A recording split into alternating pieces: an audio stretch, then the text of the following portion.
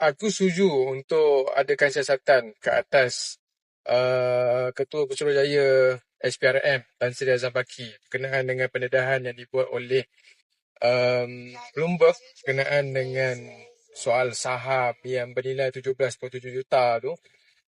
Dan mesyuarat Kabinet pada hari ini telah menetapkan bahawa Tan Sri K.S.N akan menubuhkan satu jawatankuasa untuk mengadakan satu tindakan lanjut berkaitan dengan Tan Sri Azam Baki ni.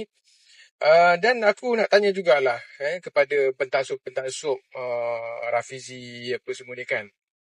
Sewaktu laporan yang dikeluarkan oleh beberapa media-media international berkenaan dengan kekayaan Tun Mahathir Mohamad yang bernilai hampir 40 bilion lebih, aku tak pernah dengar seekor pun daripada kalangan walaraf ni yang mempersoalkan soal itu.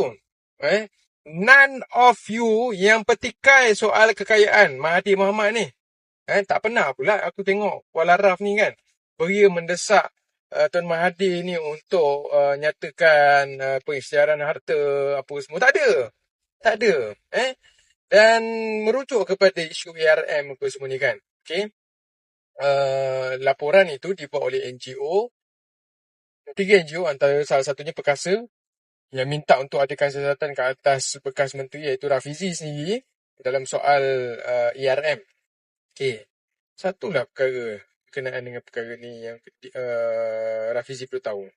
Laporan yang dibuat ke atas ARM dibuat tu bukan di kalangan ahli parti PKR ke Amanah ke DAP ke Barisan Nasional. Yang buat tu Perkasa.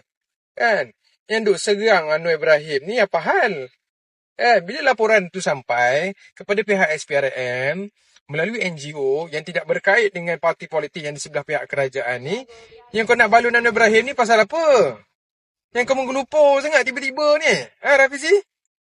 Kalau kata betul lah memang tak ada apa-apa yang menjadi kegusaran, tak ada kesalahan yang dibuat, tak perlu menggelupur pun. Relax sudahlah. Chill-chill je. Tak payah menggelupur. Okay? Assalamualaikum.